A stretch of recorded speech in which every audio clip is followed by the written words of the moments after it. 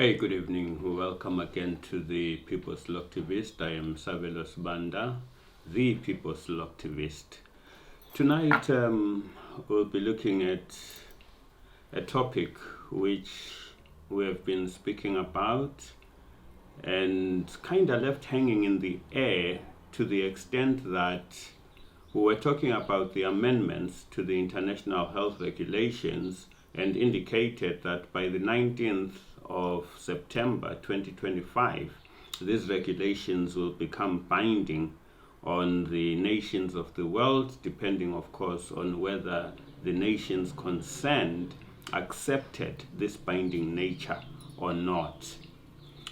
Tonight, our primary focus is basically on South Africa. Our topic for tonight is South Africa and the International Health Regulations Amendments 2025. The legal position, domestic implications, and the impact on the ordinary South Africans. As previously indicated, yes, on 19 September 2025, the International Health Regulations, which were adopted on 1 June 2024, became binding on some nations, but not all of them.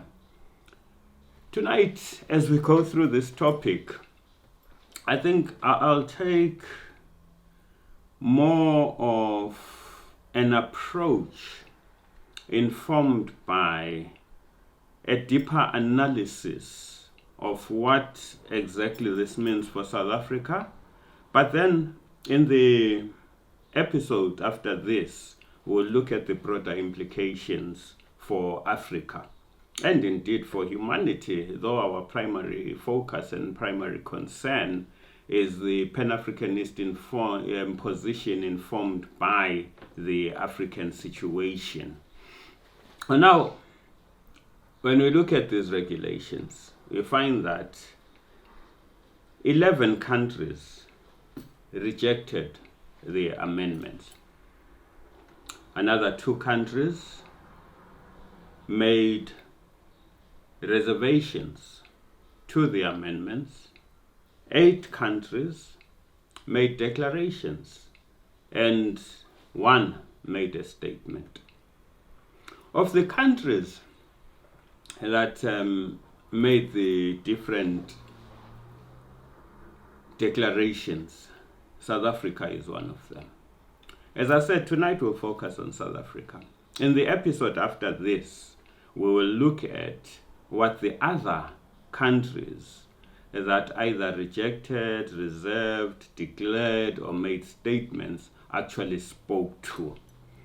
So now we will be considering the position as regards the scenario informed by the letter from the Minister of Health to the World Health Organization. The link to the contents of the letter, as indeed the links to the amended regulations, is down below in the description, so that people don't come to a thought that maybe I'm putting words into the minister's mouth, or I am just presenting a position informed by my own persuasion on the issue. I think it will be necessary for me, before I comment on the minister's letter, to actually read out the extract which is contained in the official documentation of the World Health Organization as representing the position of the Minister of Health. It is headed Letter from the Minister of Health of South Africa, received 19 July 2025. So, unknown to all of us, we were still looking at a scenario where the regulations, the amendments rather, were to come to a binding effect on the 19th of September, but on the 19th of July, the minister, on behalf of South Africans, wrote to the World Health Organization. And this is what the minister said. I have the honor to refer to the amendments to the International Health Regulations 2025, adopted by the 77th World Health Assembly through Resolution WHA 77.17 brackets 2024, and then brackets again in inverted commas, the 2024 amendments, and notified to states parties via circular letter CL 40.2024 of 19 September 2024. South Africa welcomes the 2024 amendments, and pursuant to paragraph 3 of Article 59 of the International Health Regulations 2005, submits its declaration to the Director General, noting the need for outstanding adjustments regarding its domestic, legislative, and administrative arrangements. Accordingly, South Africa shall enjoy 12 additional months from the entry into force of the 2024 amendments, that is, until 19 September 2026, to adjust the above referenced arrangements with the 2024 amendments. South Africa looks forward to a well-considered and sustainable approach to the implementation of the amended International Health Regulations 2005 in order to advance global public health. Full stop. So, that is the position, the official position of the people of South Africa, articulated on their behalf by the Minister of Health to the World Health Organization.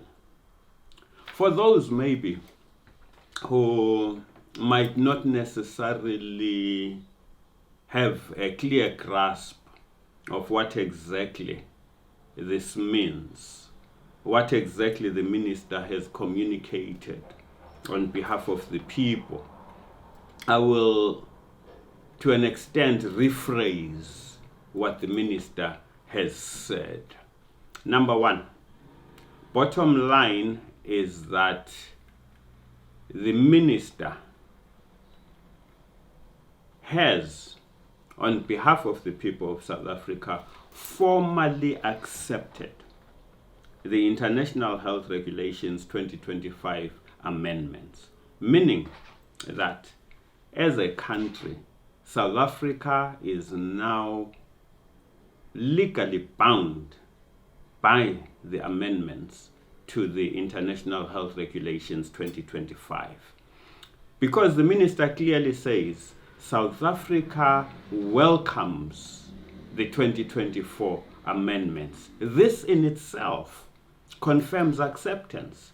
The minister did not reject or make reservation or reserve a position, but instead clearly indicates that South Africa intends to implement the amendments.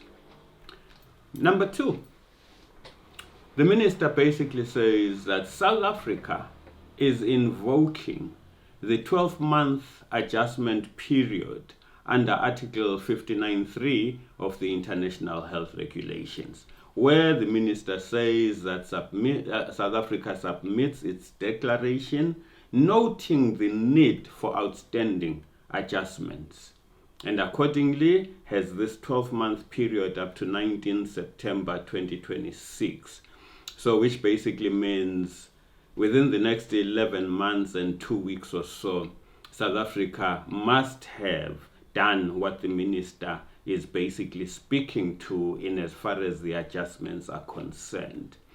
So what this means is that South Africa is not opting out. All that South Africa is doing is invoking its right to delay domestic implementation of the amendments to the international health regulations by a period of 12 months. So now we are in a situation where, together with the other nations that did not reject or did not make reservation, South Africa is bound as of the 19th of September 2025. So now all that South Africa is asking for is a grace period. South Africa is saying, look, we are not ready to fully implement, give us time, so that we can have our own internal legal adjustments. So basically meaning we need to now look at our laws and decide whether there is a necessity to introduce new laws which will help us to be compliant, or alternatively, we need to look at the existing laws and see the effect or the extent to which these laws are already compliant, or if they are not compliant, what amendments do we need to effect so that we give effectiveness to the implementation of the amended regulations. Number 3, the letter from the minister signals full compliance with World Health Organization authority over South Africa when it comes to health-related issues, more particularly when it comes to the declaration of public health emergencies of international concern. Because the minister ends his letter by saying this acceptance, this request for the grace period is informed by a desire to advance global public health. Basically, we are in full alignment with WHO guidance. And there is no reference whatsoever to constitutional or democratic safeguards. So this implies that whether constitutionally or through the democratic safeguards that the people of South Africa have, this process is compliant. It doesn't matter. The minister says we are now part of the World Health Organization scenario where the international health regulations amendments are concerned. This basically poses several interesting questions, which questions, amazingly, regardless of the fact that we pose them to parliamentarians, sent emails to every member of the National Assembly, seeking to understand from them as public servants, as representatives of the people, the extent to which Parliament has participated in this process. Without exaggeration, only one member of Parliament responded. Of all the political parties in Parliament, I personally received an email from only one member of Parliament. And that member of Parliament is Ian Cameron. He's the only one who had the courtesy to respond. And in as much as he clearly said, look, this is not within my portfolio, I cannot respond meaningfully, to what has been posed, he was of assistance as to point us in the right direction. Otherwise, the rest of Parliament just kept quiet, regardless of the fact that amongst the things that we were posing was how it is and why it is that our parliamentarians had been bypassed in this process. Parliament was bypassed, which therefore means the people had been bypassed. But Parliament decided it was not necessary for them to respond. So now, let's look at what this therefore means for South Africa. Let's look at the legal implications. South Africa is now bound by the regulations. So effectively meaning what the World Health Organization says or will say in the future, once they have declared what they deem as a health emergency, what they say will no longer be deemed as advisory. They'll not be making recommendations, they'll not be advising, but these will be directives, which directives will have the same effect or greater effect than South African law in those relevant areas. It will also mean that because we are now internationally bound, even if we have constitutional provisions, theoretically, these international regulations will be able to override our constitutional safeguards, which aspect we will delve into as we go along to actually look at deeply whether indeed these international health regulations, as they purport to be binding on the people of South Africa, can actually stand up to constitutional scrutiny.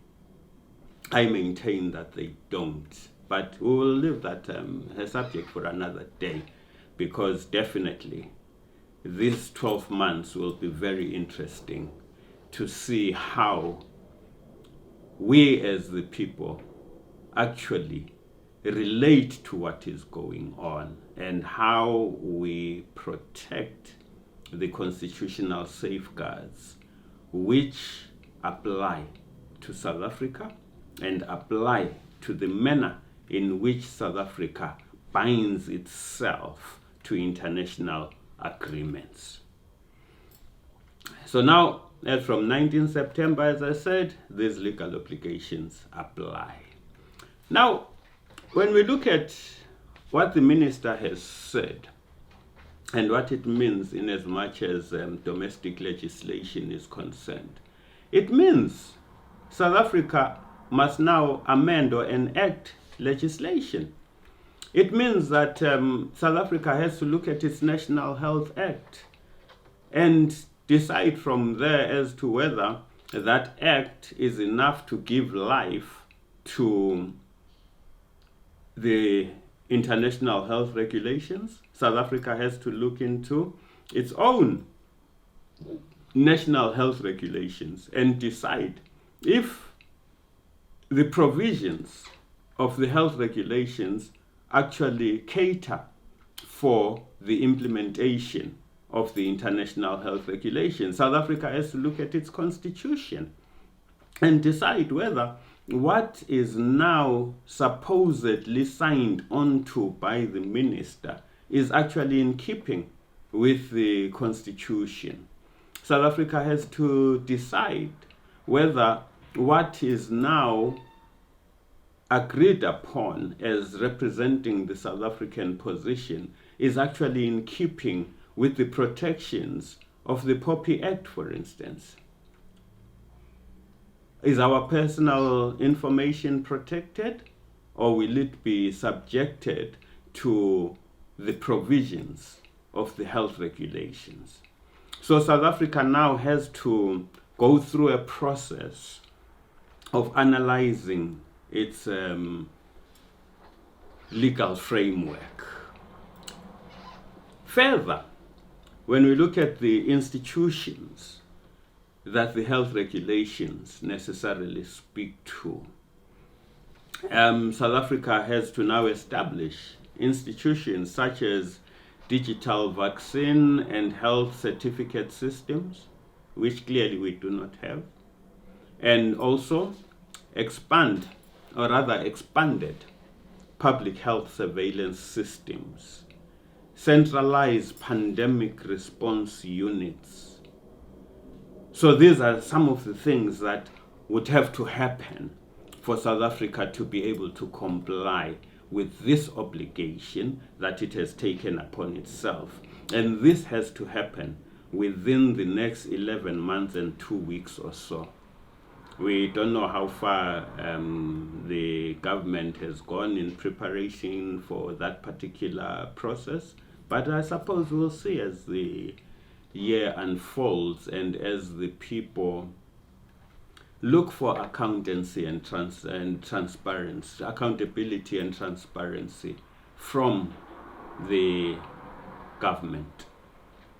So now we look at it as well that amongst the implications, looking at an international legal liability, it means now that we will find ourselves under pressure from the World Health Organization. It means we might have restricted access to international travel. It means that basically even whatever funding mechanisms, whether they are to our benefit or not, those also have the potential of being compromised.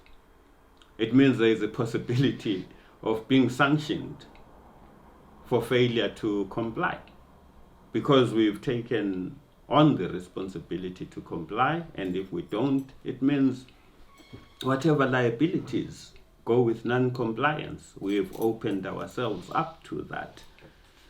So now, further, in as far as Parliament and the public are concerned, what this basically says to us is that Parliament has been bypassed and the public has been bypassed. Regardless of the clear provision of Section 231(2) of the Constitution needing approval of binding international agreements by Parliament, somehow we have a situation here where the minister has agreed for South Africa to be bound. And at the same time, we don't know whether this is a national executive position or it's just the Ministry of Health that took this position. So that's one of the things we will interrogate as we go forward as to what this means from a constitutional perspective. Because from the correspondences sent to MPs and from just a general following of the happenings in Parliament, unless I missed it somewhere, I accept that it's possible I could have missed it, but I don't remember there being any parliamentary debate regarding the International Health Regulations Amendment. And definitely there was no published legal or fiscal impact assessment that was made available to the public. And again, there was no public consultation, no public participation at all. So now we also have to interrogate the domestic legal consequences and the impact on ordinary South Africans. Well, now, number one, what we find ourselves faced with is the centralization of emergency powers. One of the most significant and critical consequences of the amendments to the International Health Regulations 2025 is the shift of authority from local democratic structures, from national democratic structures, to global and executive control during health emergencies. The impact of what South Africa has signed on to is basically the empowerment of the World Health Organization to unilaterally declare public health emergencies of international concern, potential pandemics, and early response triggers, even without consent of the affected state. So you and I, as ordinary people, we don't have to consent to any of this. When they declare, they've declared, and they'll come up with a formula that they would rather see play itself out. So now we find ourselves in a situation where even our parliamentarians won't have a say in what's going on. So our National Assembly will just be sitting there and being told what to do, how to do it, and when to do it. And this is quite concerning in many ways, because what it means is that the declarations of the World Health Organization will guide South Africa's response, because South Africa has accepted the amendments.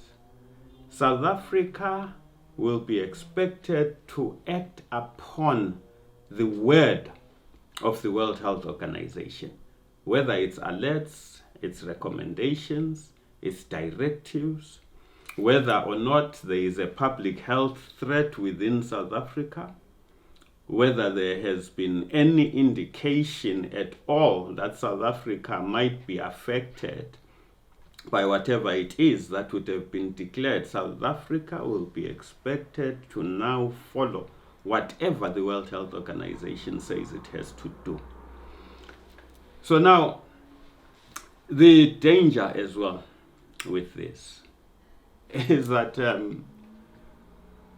this means, therefore, if there are preemptive restrictions, which basically means restrictions which are designed at preventing a future situation which they will call a health emergency, South Africa has to respond, regardless of whether this scenario that has been declared an emergency is based on global modeling or potential risks. So it means that if it's based on modeling, or if it's based on what is considered as a potential risk, where potential risk means anything, there is no clear definition of what a potential risk actually means. So now it means once that has been declared, it totally overrides the discretion of domestic institutions and local epidemiological evidence. So we find ourselves in a situation where there is a potential. I'm not saying this is what's going to happen. I'm just saying this is what we have opened ourselves up to, in as much as what is capable of being done and what could happen. There could be lockdowns again, which could be national, provincial, or secluded to a particular area, depending on how the World Health Organization wants it. There could be curfews, business closures, purely based on the alerts from the World Health Organization. There could be border closures again. There could be mass testing. There could be quarantines. And how does this really impact the South African people?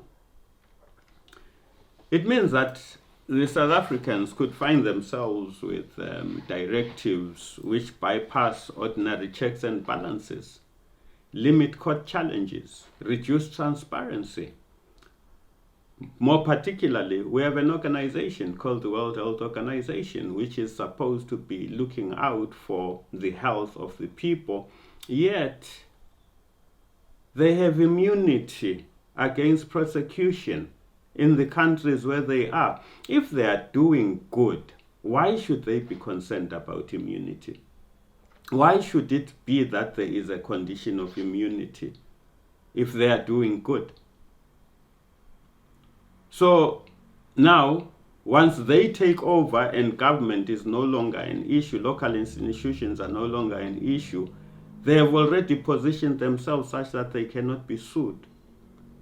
We are watching very carefully what is happening in Europe with the organizations that have sued the World Health Organization. It will be interesting to see how that plays out.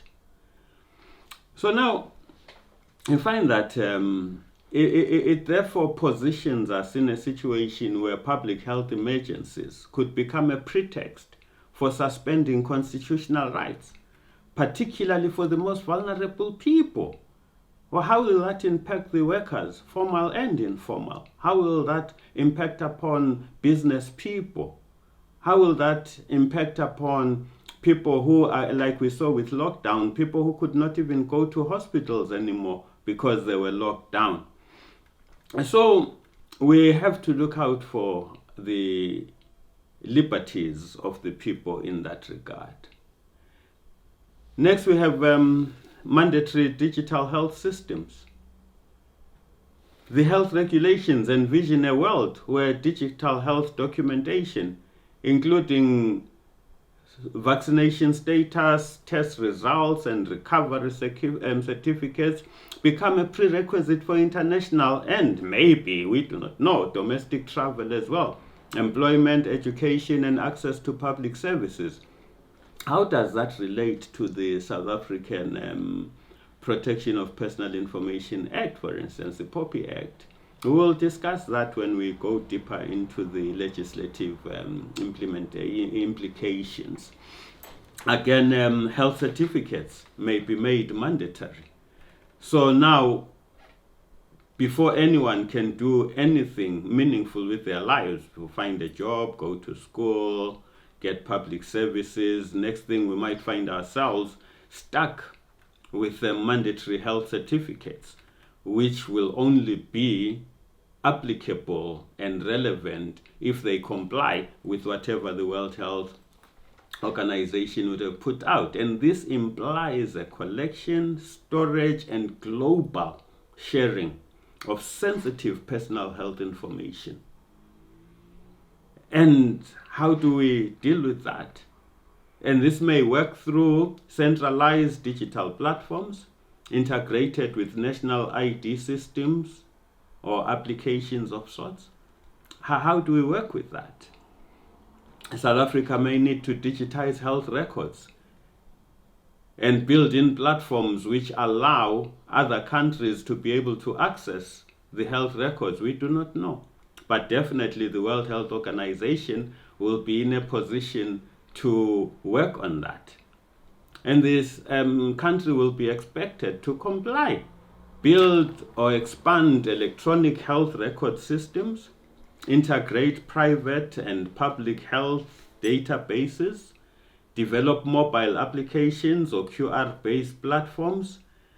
And how do we deal with that? And it's really amazing what this means for South Africans. There are serious constitutional and legal concerns that come to the fore in as far as this particular aspect is concerned. So now, some of the aspects, especially when we're looking at the individual acts of parliament and the constitution, we'll ventilate them further. So now, in summary and in conclusion, what this means for you as a South African, as an ordinary South African, it means if you are one of those who choose not to go the allopathic route, because remember, when we were talking about the amendments, one of the issues that we flagged and continue to flag is the sidelining of natural healing, whether you go by way of the naturopaths or you go by way of the traditional healers, whether you're using herbs or using whatever. For as long as your healing is informed by God-created natural herbs, roots, leaves, legumes, whatever it is, and you do not go the vaccination route, you may face exclusion or discrimination. You may find that the violation of your bodily integrity and cultural practice, and indeed in some cases your religious beliefs, will be compromised. It means that digital health credentials may become a form of health-based gatekeeping, which creates basically a two-tier system where access to rights and services depends on compliance with global health dictates. There is no law in South Africa currently that basically discriminates in this kind of fashion. But by virtue of the fact that South Africa has signed on to an internationally binding agreement that calls for this, it will be interesting to see how that aspect plays itself out. So now, how is that going to impact maybe people without the phones that can digitalize and do all this that needs to be done? People without smartphones, people without data, people without digital IDs. They may be denied education, mobility, or care. I do not know. And one of the reasons why I pose these questions is so that if I am wrong, someone will come and shed light and tell us that no, South Africans, the concerns that the People's Loctivist is raising are far-fetched. Or, no, we've actually looked into these concerns and this is how we are mitigating those particular concerns. Because from how I see it, we are very fast moving towards real-time health surveillance risks, normalizing state and global intrusion into people's public lives. We need to be very careful. So South Africans, we are faced with a legal and ethical dilemma. And I want to make it clear, this is not about politics. I don't care who you voted for or who you did not vote for and whether you voted or you didn't vote.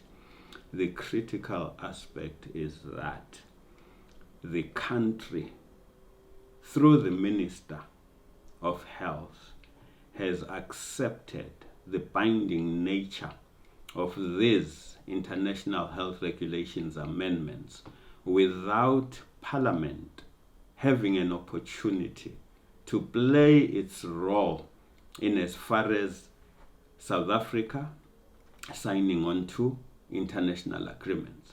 And at the same time, bypassing the right of the people of South Africa to participate. So now, if we can't participate, what does that mean for us? Amongst the things that it means is that the power given to the World Health Organization in as far as health emergencies are concerned has been broadened. Broadened in what sense? Broadened in the sense that one of the major changes that has come through with the IHR 2025 amendments is the broadening of what qualifies as a public health emergency.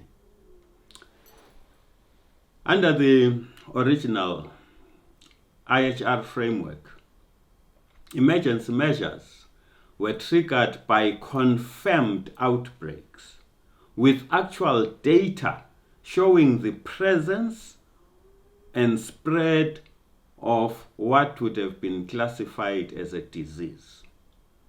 However, this amendment that South Africa has signed on to now allows for emergency declarations and interventions to be made in response to potential threats, even when there is no disease that has emerged. Simply because someone says there is a potential threat, whether the threat has been computer generated, whether the threat is because someone is busy in a lab somewhere and there is a thinking that something might leak and affect the world, whether it's someone sitting somewhere who, for reasons they do not have to disclose, simply comes up and says there is a threat. So now that's how broad the definition has become. So potential threat can trigger action. It does not have to be confirmed. The whole may require governments like South Africa that has adopted or agreed to be bound to act preemptively, simply based on reports of potential outbreaks elsewhere. It doesn't have to be in South Africa. It can be elsewhere. And who says South Africa, you are also bound. You have to take this part on. So, to the good people out there, I say this is what the implications of the letter of the minister means for South Africans today. And it's necessary for South Africans to decide as to how we will then interact with government and indeed the executive, for us to be able to understand what this means for us. Because the most important thing at this stage is not just to complain and start arriving at unfounded conclusions. It's not about just saying things without an informed position, which actually speaks to an interesting point that amongst the things that these amendments now speak to is controlling what is called misinformation. We will go into that further as we proceed with our analysis of what's going on. In our next session, we are going to spend a bit of time looking at the responses of the other nations that we spoke to, the 11 that rejected, looking at the basis of their rejections and see if any of it is relevant to our situation or not, and looking at the 2 that made reservations, see if their reservations speak to any of our scenarios, and then we look at the 8 declarations and the 1 statement. So, my brothers and sisters, thank you so much for tuning in and thank you for supporting the channel. Let's grow this channel together. Let's keep ourselves informed. I'll ask you, if you have not yet liked, please like the video, subscribe, hit that notification button, and definitely share so that we can have this conversation going on. I'd like to round off as usual by saying, be the best that you were created to be. Whatever it is that you were created to be, there is no one who can be better than you for as long as you aspire to be the best at being yourself. You can never be the best at being someone else. So, thank you so much. Tune in again as we continue to analyze the International Health Regulations 2025 amendments and what they mean for the people of South Africa. Goodbye.